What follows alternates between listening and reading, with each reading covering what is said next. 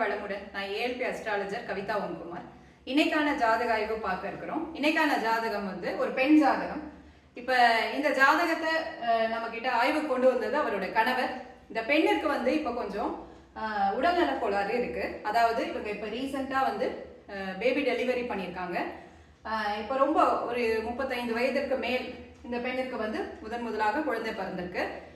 அதே போல ஆனா இப்போ குழந்தை பிறந்து இந்த பெண்ணிற்கு உடல் நலத்துல கொஞ்சம் ஹை பிபி போயிருக்கு. இது சரியாகுமா, இது வேற ஏதாவது பெரிய பிரச்சனையா போகுமா அப்படின்னு சொல்லி ரொம்ப கவலைக்கிடமா அவங்க ஹஸ்பண்ட் எனக்கு ஃபோன் பண்ணாங்க. சரி, இப்போ இது ஜாதகம் ரொம்ப கொஞ்சம் ஒரு சீரியஸ் இஷ்யூவா அவங்க சொல்றதுனால இதை ஆய்வுக்கு எடுத்துக்கிட்டு இந்த ஆய்வினை நீங்க எல்லாம் பார்க்கறதுக்காக இந்த சேனல்ல நம்ம பப்ளிஷ் பண்றோம். இப்போ முதல்ல இந்த பெண்ணுடைய லக்னம் அப்படின்னு சொல்லி பார்த்தோம்னா மகர லக்னம். இந்த லக்னத்திற்கான அதிபதி சனி பகவான் எங்க இருக்கிறாருன்னா ஏஎல்பிக்கு 11ஆம் வீட்டுல. இங்க பார்த்தீங்கன்னா இந்த விருச்சிகத்துல இருக்கிறாங்க சனி பகவான். இது ஒரு நல்ல அமைப்பை தான் காட்டுது. இப்போ போகக்கூடிய நட்சத்திர புள்ளி என்னன்னு சொல்லி பார்த்தோம்னா உத்திராடம் 4ஆம் பாதம் இந்த பெண்ணிற்கு போகுது. உத்திராடம் 4னா சூரிய பகவானுடைய நட்சத்திர புள்ளி. இதற்கான அதிபதி சூரியன் எங்க இருக்கிறாருன்னா ஏஎல்பிக்கு 10ல இருக்கிறாரு. சரிங்களா? சரி, இப்போ இந்த கணவருக்கு என்ன கேள்வினா அந்த உடல்நலம் சம்பந்தமான கேள்வி.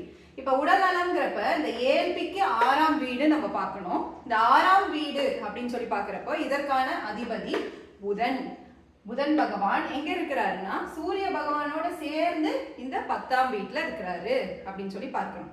சரி, அப்போ 10ங்கிறது எதை குறிகாட்டுதுன்னா இந்த பெண்ணிற்கு சூடு சம்பந்தமான பிரச்சனைகள் இப்ப இருக்கும். இந்த காலகட்டத்துல உடல் ஹீட்டுனால ப்ராப்ளம் இருக்கும். அப்ப நான் கேட்டேன் இந்த பிபிங்கிறப்ப அது ஹை பிபி தானே அப்படின்னு சொல்லி கேட்டேன். அதற்கு அவரும் ஆமா ரொம்ப ஹை ஆகுது, ஃப்ளக்சுவேஷன் ஆகுது, அதனால ரொம்ப கவலைப்படுறேன். ஸோ இது இவங்களுக்கு ஆயுள் சம்பந்தமான விஷயத்துல பாதிப்பு வருமாங்கிற அளவுக்கு ஒரு கவலை இருந்தது. அதற்காக நம்ம 8ஆம் பாவத்தை எடுத்துக்கிட்டு ஆய்வு பண்ணோம்.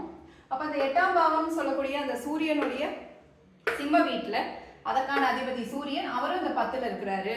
ஸோ அப்ப 10ல இருக்கிறப்போ அது கொஞ்சம் கவலைப்பட வேண்டிய, அதாவது ரொம்ப கவலைப்பட வேண்டிய அமைப்பு இல்லை, ஓரளவு கொஞ்சம் ஜாக்கிரதையா இருக்க வேண்டிய அமைப்புன்னு நம்ம எடுத்துக்கலாம். சரிங்களா?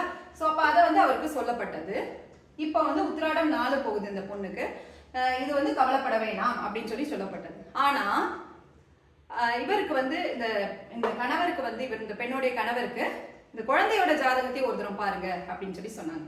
அப்ப நான் சொன்னேன் இப்ப இந்த குழந்தை புதுசா நியூ பார்ன் பேபி, ஸோ பார்க்க கூடாது, அவசியம் இல்லை. அப்புறமா நீங்க இதை பத்தி ஒரி பண்ண வேணாம், அந்த பெண் ஜாதகத்துல அப்படி ஒண்ணு கவலைக்கிடமா காட்டல அப்படின்னு சொன்னேன். ஆனாலும் அவருடைய வற்புறுத்தலின் பேரில் இந்த குழந்தை ஜாதகம் எடுத்துக்கொள்ளப்படுது. அப்பதான் அவருக்கு ஒரு மன திருப்தி கிடைக்கும்ங்கிற அடிப்படையில இந்த குழந்தை ஜாதகம் எடுத்துக்கிட்டேன்.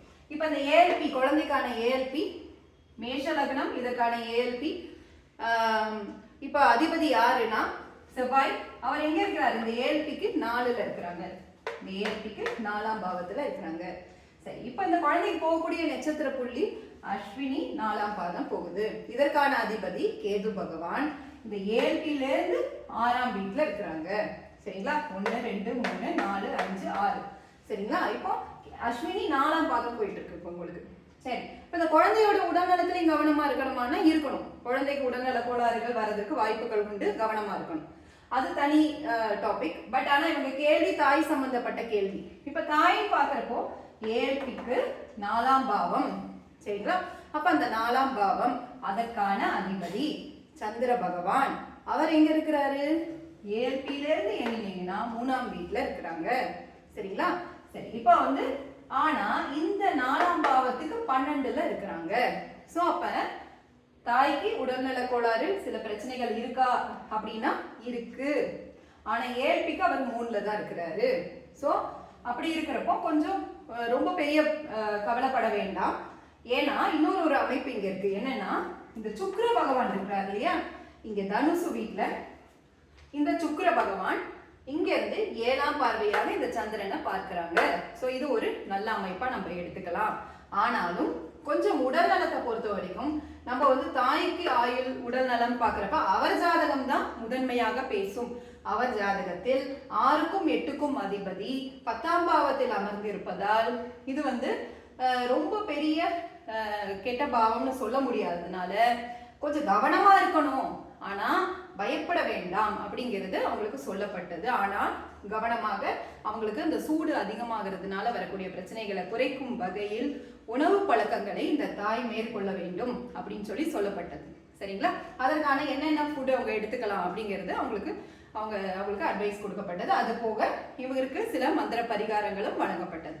இந்த நேரத்துல இவங்க என்ன பண்ணணும் அப்படிங்கிறதும் சொல்லப்பட்டது. இது போல இப்ப பாருங்க, தெளிவா இந்த உத்திராடம் 4ஆம் பாதம் போகுது. இப்ப கரெக்டா இந்த 10ஆம் இடத்துல இந்த சூரியன் இருக்கிறாரு. சூடு சம்பந்தமான பிரச்சனை இது எல்லாமே ரிலேட் ஆகுது இந்த ஜாதகத்துல. இதே மாதிரி இப்ப இந்த ஏழ்பில இது தெளிவா தெரியுது. சரிங்களா? ஸோ இப்ப இந்த மெத்தட் ஒரு வரப்பிரசாதம் சொல்லலாம். இதை எங்களுக்கு கொடுத்த எங்களது குருநாதர் மூர்த்தி ஐயா அவர்களுக்கு மிக்க நன்றி. என்னுடைய அனைத்து குருமார்களுக்கும் நன்றி. உங்களுக்கும் இது போல ஒரு நல்ல வகையில ஜாதக ஆய்வு பண்ணணும்னா இந்த ஸ்கிரீன்ல வரக்கூடிய இந்த நம்பரை கான்டாக்ட் பண்ணுங்க. கண்டிப்பா நல்ல முறையில ஜாதக ஆய்வு பார்த்து சொல்லப்படும். மிக்க நன்றி. அனைவருக்கும் வாழ்க வளமுடன். நன்றி.